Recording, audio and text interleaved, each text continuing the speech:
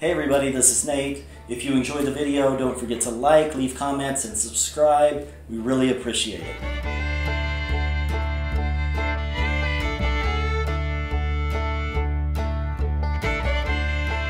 In 1881, a prospector named Isaac Swim staked a claim for gold quartz in Custer County, Idaho. This claim was near the mouth of the Yankee Fork River, and he staked it sometime in late summer. He found the quartz outcrop containing gold in late summer, and he had to go to Chalice, this small town, in order to stake the claim. In Chalice, after he signed the documents and got his claim, he decided, even though that it was the end of summer and it was going to be getting cold soon, he was really excited and he wanted to get back out there and try and see if he could get some gold, see if he could get some samples to bring back. So he was able to get back out to the Yankee Fork River and get to his claim and stake his claim, and he started looking for samples, but the winter was coming in, it was late in the season, and he really needed to get back.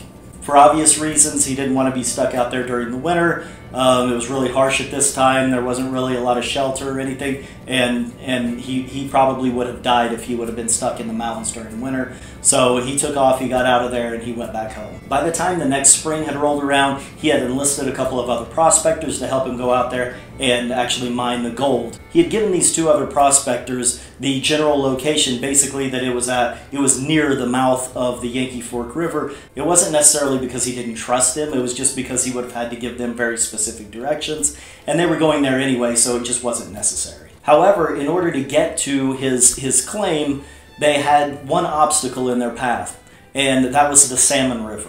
The Salmon River is just a typical mountain river where during the late summer months, it's not that bad. He had crossed easily the year before twice when he went and found his claim and when he went back and staked it. However, now it was late spring, early summer, and the snow in the mountains was melting, so the water was cascading down, and the Salmon River was flowing. Obviously, in the early summer, this river is a major obstacle. The snow is melting, the runoff is coming down, and the river was gushing. And when they came up to it, Isaac Swim immediately said, "We're not crossing that. We have to wait.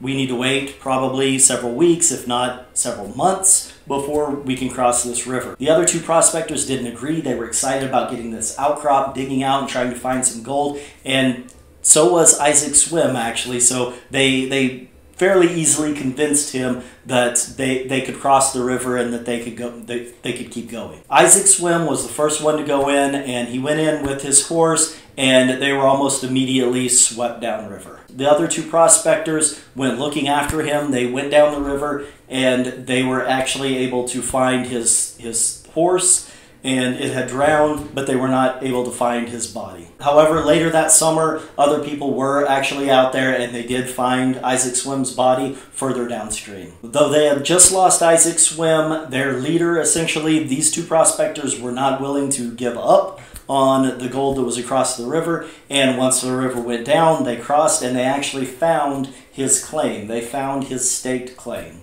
Though they found his claim, they searched and searched and searched, and they did not find the quartz outcrop. They did not find any gold. So if that's truly there, if he was correct, then that gold is still out there. So that outcrop is still out there, and nobody has found gold out there. So if he was correct, then it's still there, and it's probably private property, so go get permission and go look for the lost gold near the mouth of the Yankee Fork River in Idaho. Thanks for watching. Don't forget to like, comment, and subscribe. Thank you.